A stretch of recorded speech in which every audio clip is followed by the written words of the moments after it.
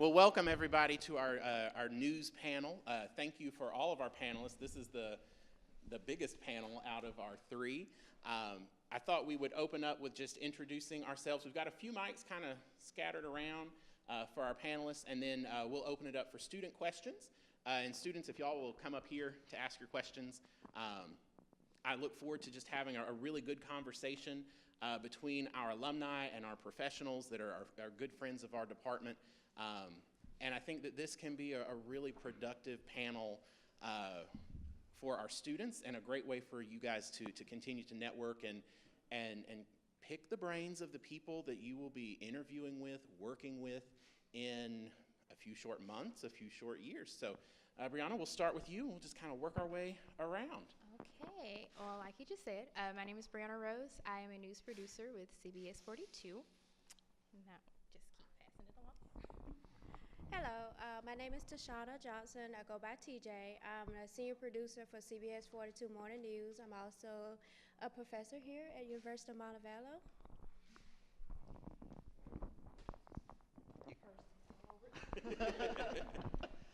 Hey, I'm Jacob Bopes. I'm a floor director and production assistant at 3340.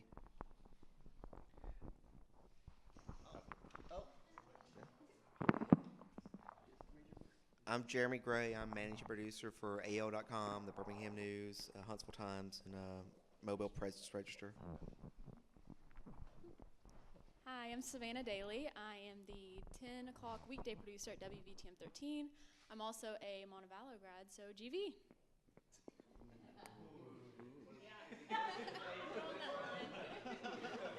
Just have to give a slight thumbs up there.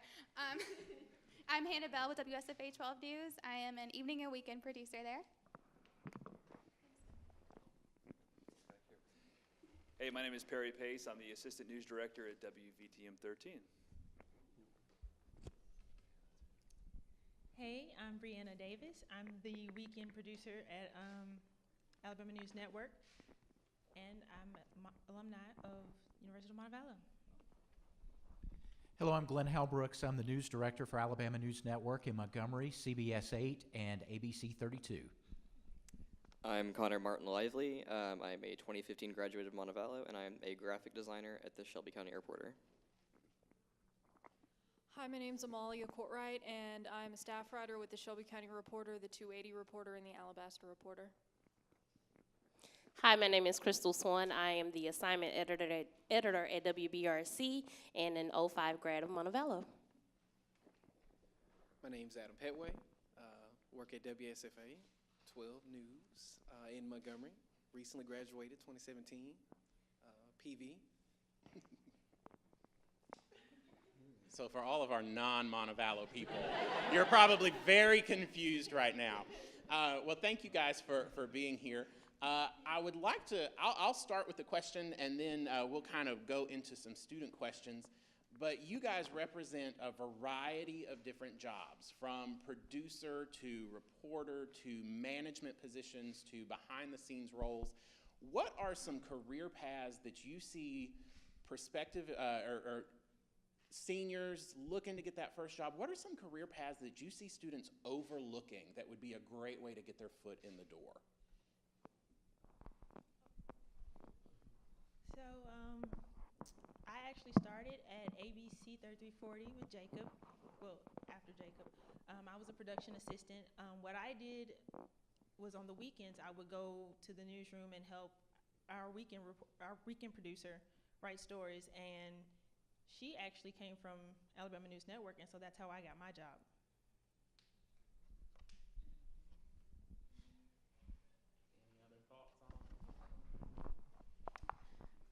I would have to say one job, and I'm fresh out of college myself. I graduated from the University of Montevallo in May of 2017. So I haven't been in this industry very long. I started at CBS 42 in August after I completed my internship. But one thing that I've noticed that a lot of our graduates coming out of college seem to overlook is production or producing. News stations, I feel like, are always looking for producers. Most people tend to go for the jobs that are on camera.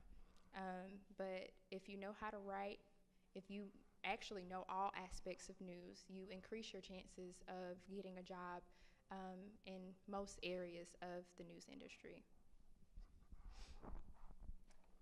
So I'd say that my job is probably the most unusual for a mass communication major as a graphic designer, but it's actually not really all that surprising. I was a Mass Comm major here, but I ended up in design through the publication design class and through working for the Alabamian.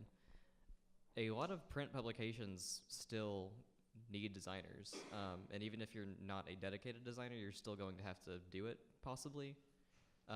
Because a lot of newspapers are one-man band type scenarios where you're going to be writing, designing, and copy editing. So picking up a few design skills from the MC 310 class, I think that's what it's still called here, it's not a bad way to go. Just learning general hard production type skills is extremely important. Anybody else want to go? Do we have any questions from our students? We can start there. If you want to come to the microphone, please. Don't be shy. They rarely bite. Well, maybe while you were, oh, we got one? That's okay. I'll take any question at this point. Thank you. Hi, I'm Angie Kelly. I'm the director of the Career Development Center here at the university. I'm also a Mass Comm grad from here a little while ago. So the question that I have for you is, I know the answer to this, but I want reinforcement from you guys to talk about the importance of your internships and how that helped you get a job, or if it did help you get a job, and how that works. So anybody could answer that. Thank you.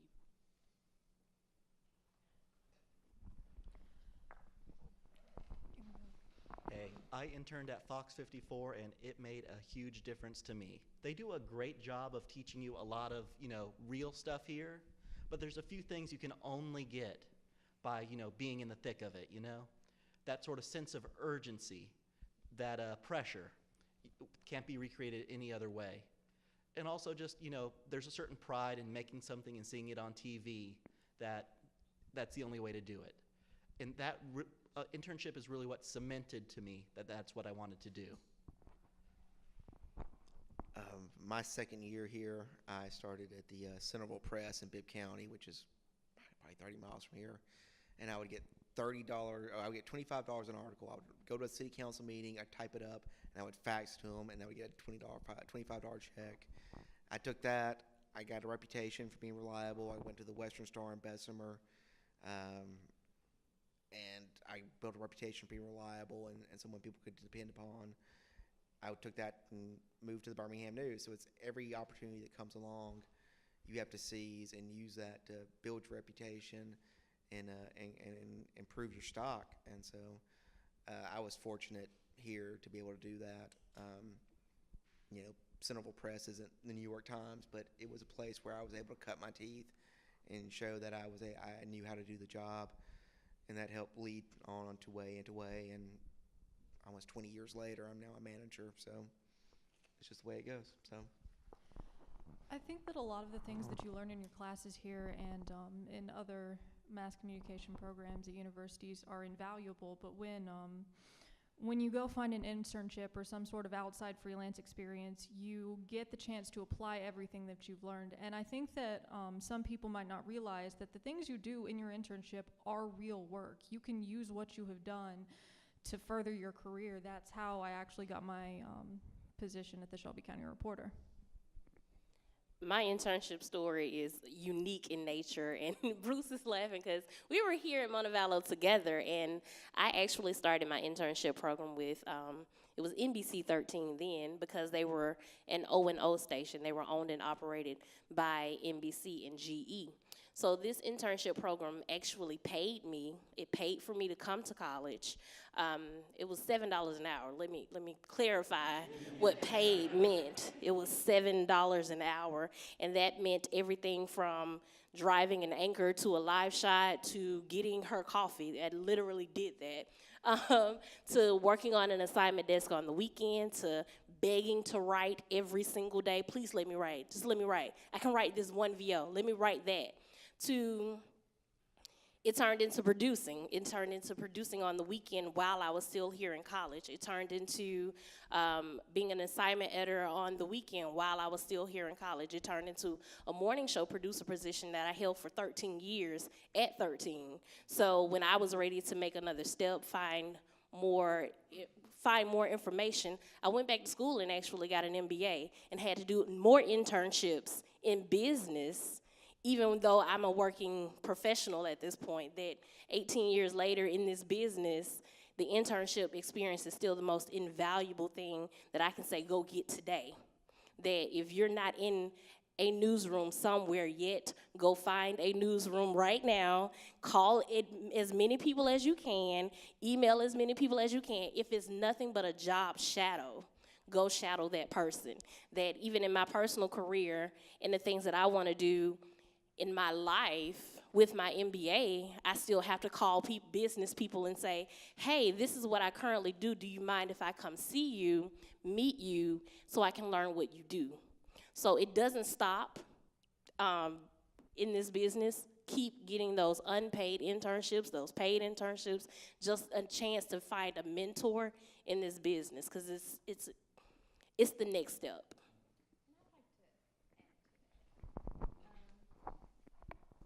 I know growing up, my mom has always taught me, they always say, God will open so many doors. Well, he will, but it's up to you to kind of push yourself a little further. Nobody's going to open those doors for you. You have to go and open them yourself. And like she said, most internships in this field, especially in news, are unpaid internships. Do not let that shy you away from taking a step out on faith, giving it a shot. Once you get or land that internship, don't just do the bare minimum. Don't just do what they ask you to do. Once you're there and you get your foot in the door, do more. Don't wait for them to ask you to do it. Say, hey, can I do this? Or, hey, I already finished this for you. But that's what they want to see. They want to see determination and dedication. And, I mean, it's your work. They see your work. You want that job. So you have to give it the best that you've got.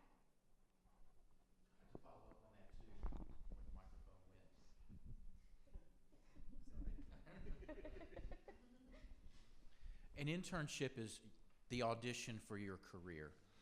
And unfortunately, I have seen some interns really blow it.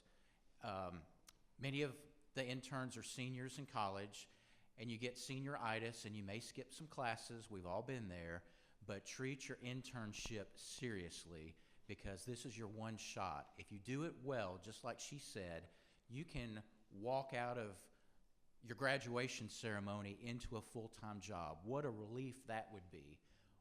I've had interns that have missed half their internship for one reason or another, and then they expect that once they graduate, they're automatically going to get hired.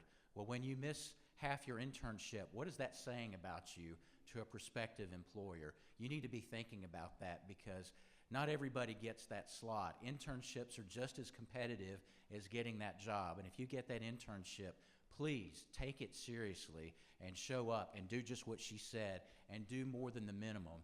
Sometimes people come into an internship and are a little bit shy. We can work around that. Others come in like a blaze of glory that they want to anchor on their first day of their internship, and we have to calm them down just a little bit. Right there in the middle is right where we want you to be, so that you are getting the most out of your internship as possible. And that's the responsibility that we have as employers, is to make the internship meaningful for you. And we've really worked on our internship program over the years to make it more than, hey, just sit in that chair and watch the anchors type all day and answer their phones and get them coffee or whatnot, because we want to make it valuable for you too, because we want to prepare you for that job. So one of the things that I tell our interns is to treat every day there as a job interview. And so that kind of leads me into the next topic I want us to talk about, is the interview process. What are some of for those in management positions, what are some of the biggest things that you see students come in and do wrong in that interview that kind of puts them in the no stack immediately? And then the flip side of that, what are things that a student can do that really impress you in that interview process? it is just mind-boggling to me the number of times people come and sit across me with like zero experience and they have a list of demands like, I'm a hostage negotiator or something. I'm trying to give you a job. Don't tell me what you want in movie experiences. Don't tell me what you expect in terms of, I don't know. Just you have to. This is you're making a living. We understand that. You need to know what you're going to make in terms of salary and benefits, but it's an opportunity. You just don't go in out of the gate with, well, I need this, or I want that, or I expect this, unless you're just stellar. If you have awards to back it up, if you have the chops, if you have the resume, then fine, then great. But for most of you, if you're coming out and you're fresh, you don't have that benefit. So go in by offering what you have to offer and not what you expect in return. Nobody owes you a living. Nobody owes you anything. You've got to go out and work and earn it.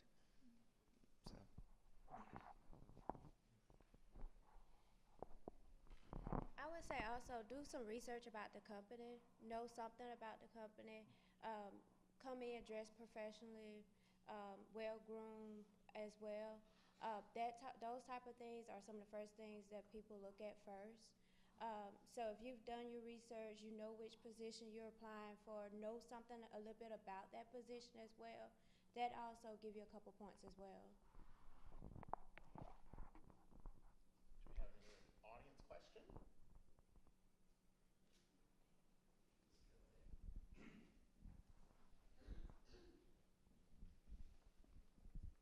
Hi guys, I just got an easy little question. Well, maybe not easy.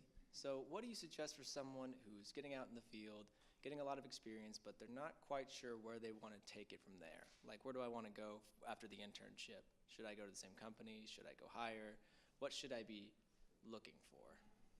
That make sense? Okay.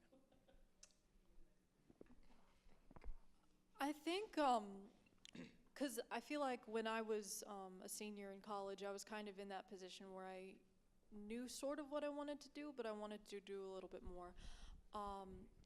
I think that what you should be when you're in college, you're there to develop your career. So I think that what you should be focused on is finding that living first. You can always do things on the side. You can always pick up side projects. That's the wonderful thing about being in the mass communication field, is that you can work as a paper reporter, make your living off of that, and then you can go and do a podcast, or you can go and do a documentary in your free time. It's not, you don't just think that you can only do one side of this incredibly multifaceted field that we all work in.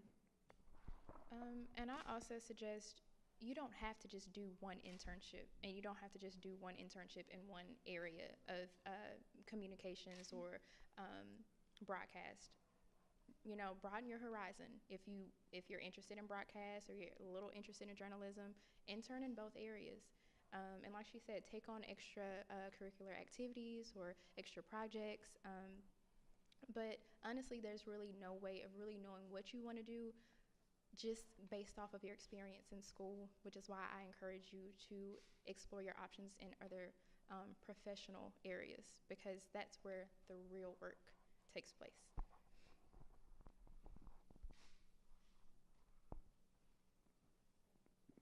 I'll add to that. You're never going to stop enjoying what you do, and you're going to continue to keep reinventing yourself. So it's okay. Don't feel like, oh, I've reached some milestone and now I can rest here. It's not necessarily true. I'm sure that even our people who are in management on this panel would say there's still something else they want to accomplish. There's still something, there's another skill set that maybe is they still playing a band on the side. That I have plenty of coworkers who are really talented band members and singers and those type of things, and those things are outlets to what we do on a daily basis, because what we haven't talked about is the actual burdensome news product that we put out every single day, and it's a grind. And so after the grind, you got to be able to do something that you love, and you don't have to turn that into a career. You turn that into your hobby and something that you enjoy. So find a hobby that you enjoy, Don't make that about money, because if you do, then it's going to become a grind. Like I said, I went back and got an MBA because I wanted to know business. That if 2008 taught me anything about being in this business, is that creativity moves with money. And if you don't know money, then your creativity is never going to go anywhere. And so I experienced furloughs and layoffs and a whole lot of different things in this business. And so what I had to do to further my skill set was find out about how to run a budget. If I ever want to run a newsroom, I need to know what it takes to run a newsroom. So go get another skill set. I also do freelance makeup. How did I end up in makeup? I have no idea, but it is totally not about money, that I don't market it, I don't tell anybody I do it, it's all referrals, but it's something that I get to do on my creative time, on my time. I had a YouTube channel for a little while because it was fun, then it got to be burdensome because it was like, oh, I got to do this every week? Like, people are really expecting me to produce this makeup tutorial every week? Nah, I'm good, this isn't fun anymore. So, but those are the kind of outlets that we on the news side do, because we cover murders and trials and really bad stuff on a daily basis. And those good things in our life, if we don't have children or a family and all of those other things to go home to, is sometimes just those hobbies. So don't stop in your creative process thinking, oh, I need to turn all of these skill sets into a job. Find one thing, make that your moneymaker, and then do everything else on the side.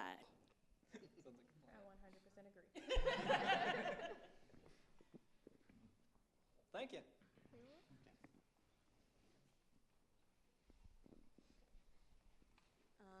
Hi. So someone mentioned having a one-man band persona, and as a student who's dabbled in pretty much everything from print to digital to video production, just from everyone's experience, how much do you get to utilize, like, all of your skills?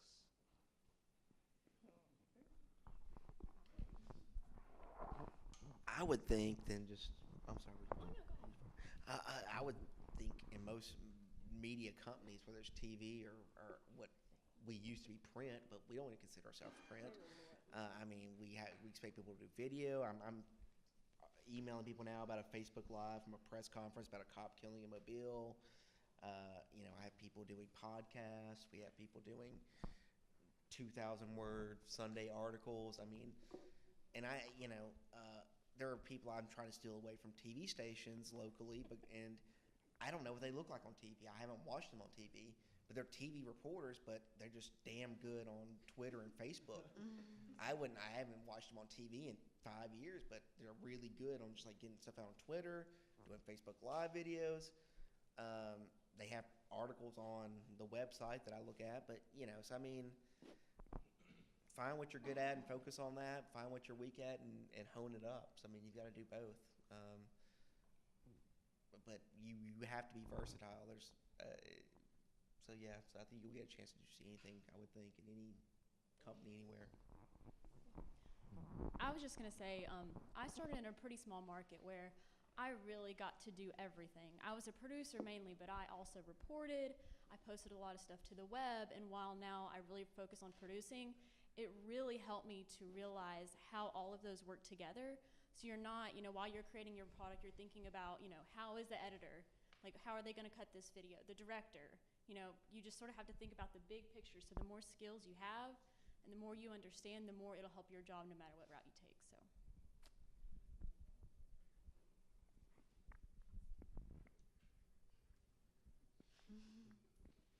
Y'all want me to talk too? I can talk. I love talking. I actually do have another, and it's kind of for Crystal. So you mentioned going back to get your MBA in, I think it was business? And for me, I'm considering grad school for communications, just so I can have both the Mass Comm with journalism and then the communication side where I can be more corporate. So would you recommend the grad school path for journalism majors? Because there's kind of a conflicting, I don't want to say argument, but debate of sorts on whether journalism students should go to grad school. There's a conflicting debate because it costs money. And everybody's looking at their bottom line and the debt that they incur in going to college. We just gonna keep it all the way real. If you get out of college and you graduate in May and you find yourself without a job, you're going to go find work. It may not be exactly in this field. And so a lot of people say, oh, well, I have a job and I find work, but let me go back to school to get another skill set. I would say make your grad degree something that, and this is just my advice, that's something that would completely separate you and make you an expert in a field. We had an attorney work in our newsroom. She was a reporter, a practicing attorney. This was what she did for a living. She had a JD. She was amazing. Like, we were lucky to have her for as long as we did in our newsroom. But we knew that every time we got a court case, we were running to her desk because she understood it better than anybody else. When you go back to grad school, or if you make the decision to spend the money and get a grad school degree, make sure you know exactly what it is that you want to do with it, because that's a lot of debt to incur, and you still don't know what you want to do with it. So if a communication studies degree is something that, a graduate degree is something that you want to do, make sure you identify what it is that you want to do with that. If it's going back to school to get a marketing graduate degree, make sure you identify exactly what it is that you want to incur that debt for. Because you're already going to have undergrad debt, more than likely. So if you don't have a job to start paying off the undergrad, and then you add more debt to it for your graduate degree, then it's not worth it. It didn't do anything but become another piece of paper. So newsrooms are it's an interesting room because everybody needs to know something about everything. And if you have a understanding of financial news that nobody else in the newsroom has, then you just set yourself apart to cover everything that's financial news related, everything that's, when the stock market crashes, you're the first person that they're putting on that story because you can speak intelligently about it, because you know more than anybody else in this room and you can write about it. That I'm sure Jeremy has seen it in his profession, where you have beat writers and they know everybody and everything that they need to know about that, and they don't vary outside of that. So if you go back to school and get a grad degree, make sure you have identified exactly what it is you want to do with that. I knew that getting an MBA for me was going to put me on a management track. That's the goal, that's where I'm headed, that's what I'm working toward, and I have the academic side to say, hey, I know how to do this. Now it's a matter of me taking that experience to the next level in a job. And I would say, getting a master's in a related journalism field, which I never did, but I've known people who've done that. I would say hold off on it. Go out in the field, get real world experience. And if you want to, hey, I want to be just the best, then go back and after a couple years experience, get that master's of journalism.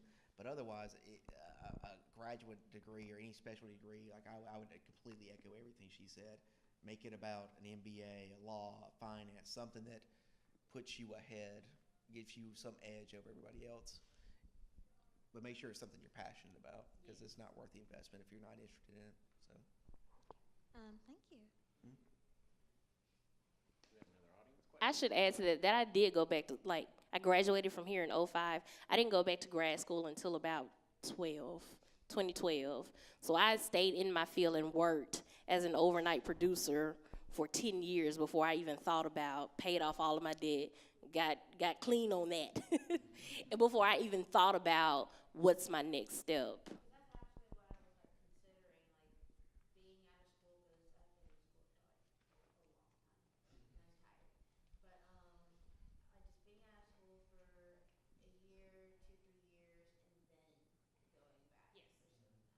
Well, I just want to add, it's not a sprint, it's a marathon.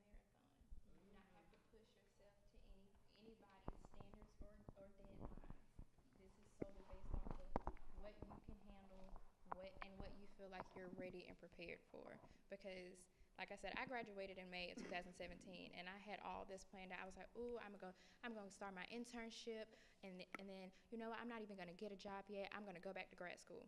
But that quickly changed because, like she said, I have already accrued debt from undergrad that I had to start paying for, so I had to find a job so I can start paying for it. And I mean, of course, I still have, thoughts of, well, I still want to go back to grad school, but like she said, I'm not sure of exactly what I want to do with that graduate degree. So don't overdo it. Take your time, get the experience, because that is the only way you are going to move ahead. So we've talked a lot about kind of personal change, personal growth, but let's talk about growth in this field. Mass comm, journalism is in a huge state of flux. We see a lot of convergence. I guess I'll start with kind of my TV people first. What do you see a newscast looking like in 5 years?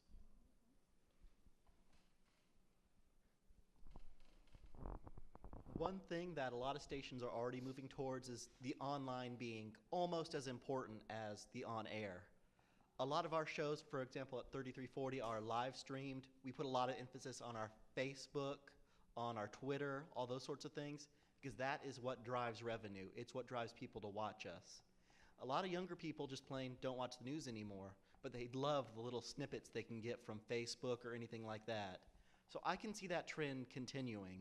I think there will always be an on-air niche, but I feel like it's going to become more of a niche and more online focused as time goes on. I agree with that. I'm not sure exactly where they'll combine as you were mentioning, but I think the second screen experience will definitely plays a big role, whether they're working together or competing. And even as far as my high school senior, she gets most of her news from online, from whether it be little blurbs from Snapchat, little news, little things from she gets all that. So we've got to figure out a way to help bring it from the big screen to the smaller screen and make it, and even those small little vignettes of videos of little information to make them just relatable. For not just one audience, but there's a growing. I mean, as far as the older audience and the younger audience, and we've got to somehow stay above that, and just using our smartphone devices in the best way to get information out. Whether it's we battle that with every day, as far as you still have the old and the new, and as far as getting information out first online versus on TV, or holding back, or whether or not to hold back. Depends on what market you're in or what station you're in, what the emphasis is. But I think as far as what it looks like 5 years from now, I think it'd be an interesting mixture of and whoever can figure it out is the genius. I mean, that's We've got a pretty good brain trust here. I'm sure we could figure it out. And we've got Crystal that can handle our management and our business side of it. We'd be in good shape. If we can ever figure out how to monetize what we do online, then we'll figure out where we're going. The biggest problem with what we do now online is that nobody can make money off of it. Everybody thinks that it's great because it gives you viewers and it gives you an online presence and it makes people know who you are, but does knowing who you are turn into turning on the TV? And we haven't seen that yet, and TV is still the moneymaker. That's still where advertisers still spend their money. They don't spend their money with us for our Facebook videos. We probably could find a way to do it, but that's not where they're spending their money at. So we do what we do online because we hope that you turn on the TV once you see it. Yeah. We don't just do it online because, it's such a great moneymaker. Nobody's making money. Facebook has figured out a way to they're the only people who's making money on Facebook. That we do it because it's a necessity to reach you. And once we reach you, we hope that you'll download our app where we do make money and view it there too. That we hope that you turn on the TV after you've seen it on your phone and make money there. We hope that you do. There are a lot of things that we want to drive you back to us, and I know every television station represented here says, we only do this so you can turn on the TV, please. But another thing that I would say the business is going is that the written word is just as important as writing for the ear now. That it used to be that if you were a producer, you knew how to write for the ear, you wrote for television. You have to be able to be a print journalist without printing it anymore. So what you write online what Jeremy was saying, how we write on Twitter, how we write on Facebook, how we write those news articles that we post online, those are important skill sets that are undervalued at this point, that a lot of us say, hey, we can shoot, but can you write? I want to go back. We were talking about social media, and we do that so that you'll turn on the TV screen, and Facebook's the only one making money off of that. Has the recent algorithm change, have you noticed a significant drop or possible increase in Facebook traffic? Because there was a lot of online chatter about, oh, what's this going to mean for TV stations and newspapers? Well, I'll say something about that. You know, Facebook doesn't really reveal its secrets on what its algorithms are. You know, it's up to us to try to figure it out because they're serving themselves. They're not necessarily serving us as customers. And the hard thing about that is like what we've said here, most of us got into this business to be journalists first. And so we grew up thinking the best thing to do is just push information out there. As soon as I find it out, I want to get it to you. And now we're trying to think in terms of money, in terms of, well, maybe I don't want to get it out to you as fast as I can because I want to dangle a carrot in front of your face and make you do something. That goes completely against our nature as information providers. And, you know, there's a reason that news departments and sales departments don't get along because we've got different ways of seeing the world. But the bottom line is we're all in here to make a profit. You know, we can't hire new reporters and college students and college graduates unless we have an opening, unless we've got money coming in the door. And now there's so much more competition for eyeballs and information than ever before. TV stations are competing with newspapers in a way that we weren't before. Newspapers are shooting video. We're having to write and remember what that comma rule was from high school English because otherwise somebody's going to write a comment saying you people don't know what you're doing because you forgot to put a comma in that sentence right there. And so all of this is coming together in a way that we can't figure out exactly. And like he said, you know, the person that knows how this is all going to shake out in 5 or 10 years is the one who's going to make the millions because the rest of us are trying to figure out the business side of it while, oh, by the way, we've got to go out there and cover the news too. And, you know, that was our full-time job and still is, and now we're having to navigate all these platforms, and as soon as you put your product on one platform, somebody comes out with something else, and oh, everybody's on Instagram now, everybody's on Snapchat, and it's like, how do we respond to that? And it's young people like yourselves that are driving this, but we also have to decide how we make the money because we won't be in business if we're giving it away for free, much like a restaurant that would provide free food would be very popular until the point in time comes that they have to pay the bills. I'd say it's all just sort of a mystery. I think there's a lot of trepidation in pretty much every newsroom in America. And I've seen blogs of Yellowhammer News, which I'm not particularly fond of it either way, but they posted an article. It's like, okay, Facebook is changing. This is how you need to make sure you see what we have. So, I mean, I think it's on everyone's mind. If you produce content and how you're bringing it out to your audience on Facebook, I don't know what the answers are. I'm not sure anybody really does, but it's going to change very much in the next few months. And that's the thing. You have to adapt to that. And then after that, a few months later, something else will change. So I came in on kind of the tail end of the old school. You wrote an article. It was 8 inches. You put in a photo request. You wrote the cut line. It went to a copy editor. It went to a page layout person. And that all changed to like, okay, we're getting it out first. We're going to try to get it before TV. We're going to do video. We're going to do this. We're in a database and maps. And so I've had to keep changing, and I'm having to keep changing now just every single day. And I hope, I'm almost 40. I hope to be doing this when I'm 65.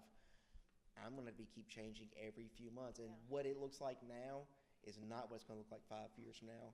I don't know whether it's going to be Facebook or some other, cyborg chip they just plant on our heads. I don't know.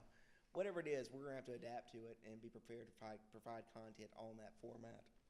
So if you want to get into this field, just be prepared to just change all the time. Have any other? She has a question back here. Come on, Amy.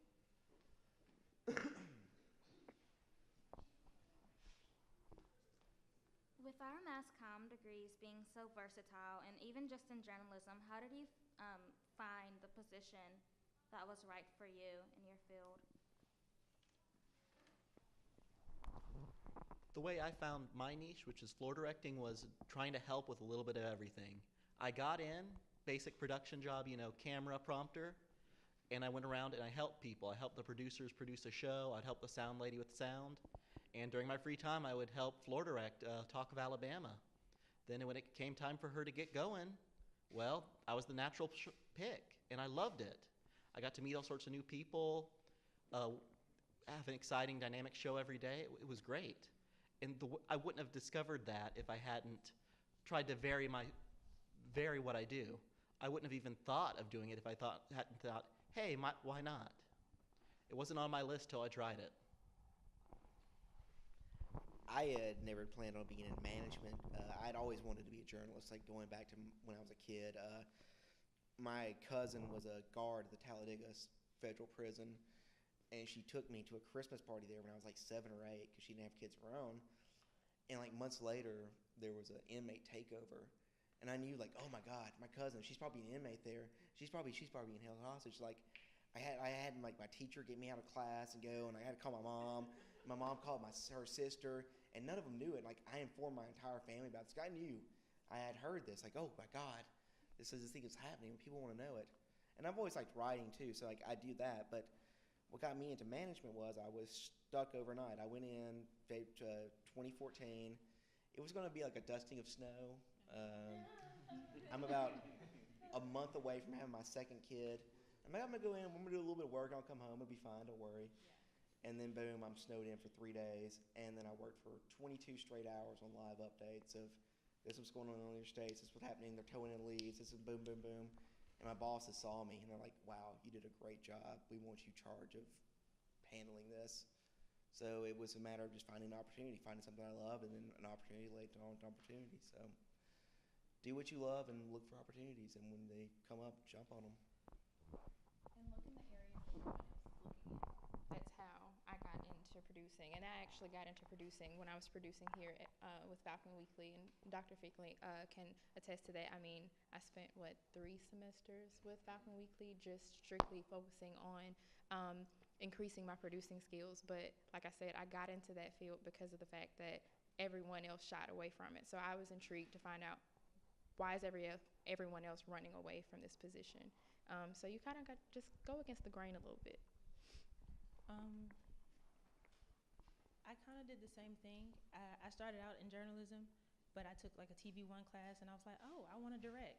I did that, and then I took Dr. Finkley's class, and it was just nobody wanted to produce. And so I was like, I'll try it.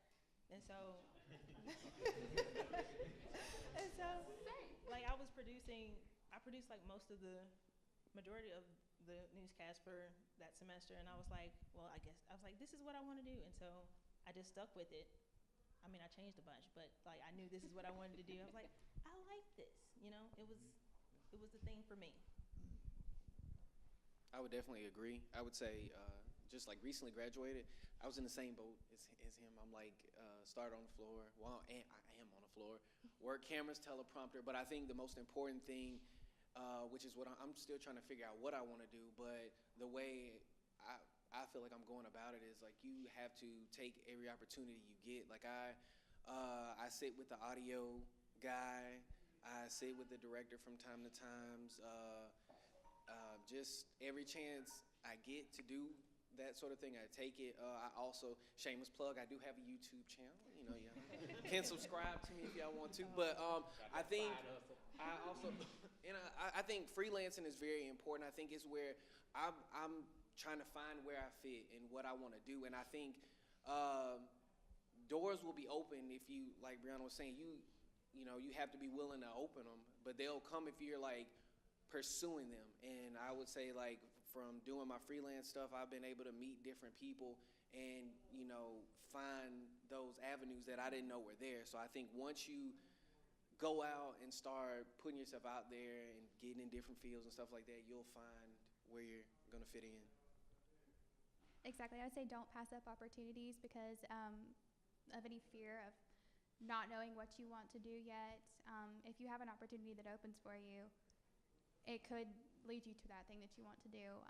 I wanted to write for print. I want to do more creative writing, but I kind of had a similar thing. I was in a class where we did a lot of producing.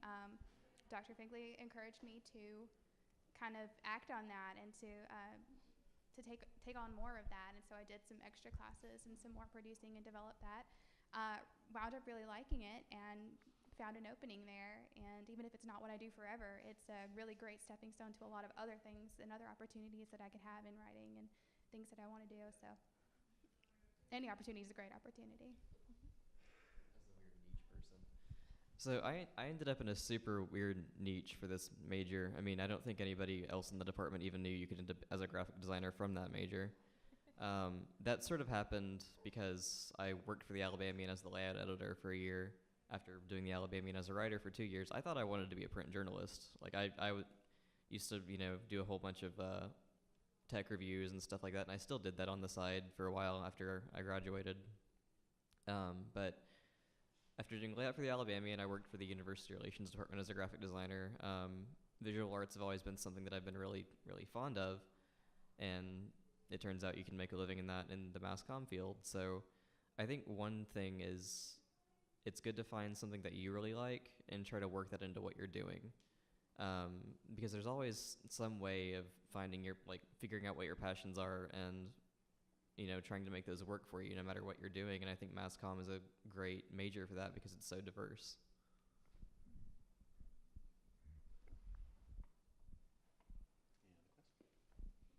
Thank you.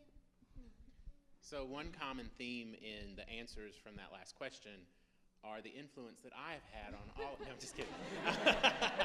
But what I would like to ask are alumni that, and when I look at this panel and I see all these faces that I have sat beside producing and working on those newscasts for hours, what is something that now that you are in the real world, what is that one thing that you're like, oh, we did not learn that? Because I'm going to take some notes so that I can take care of all of those things.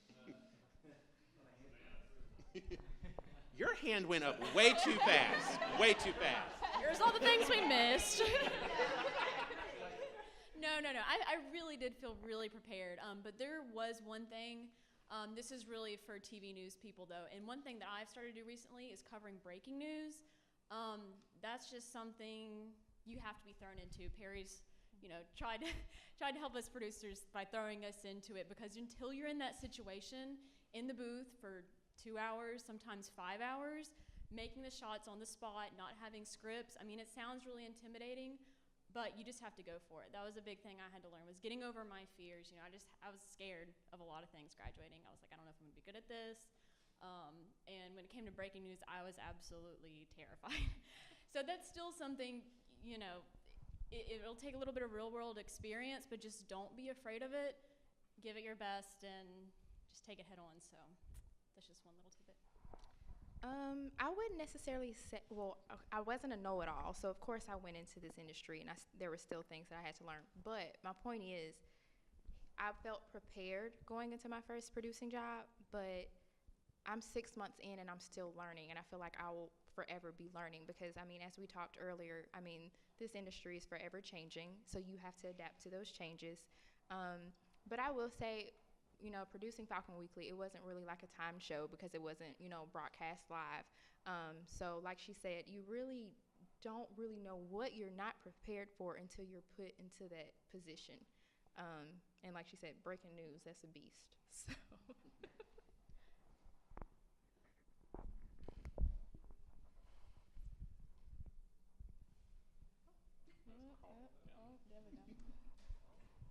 The one thing Dr. Finkley prepared all of us, I think, really well, honestly. The one thing I'll say I wasn't ready for was timing the show. That was like the one thing I feel like that we should have, I guess, learned, because it's simple once you kind of get the hang of it, but the first 2 or 3 weeks for me, I was just like, I was kind of nervous about it. When I was in the mass communication department here, I worked almost full-time as a server at several restaurants, and so that kind of gave me sort of a background in dealing with people, particularly angry people, because people are very, very angry when they're hungry. And for some reason, I had it in my head that once I got into a more professional field, that, you know, people were gonna at least be nicer to my face.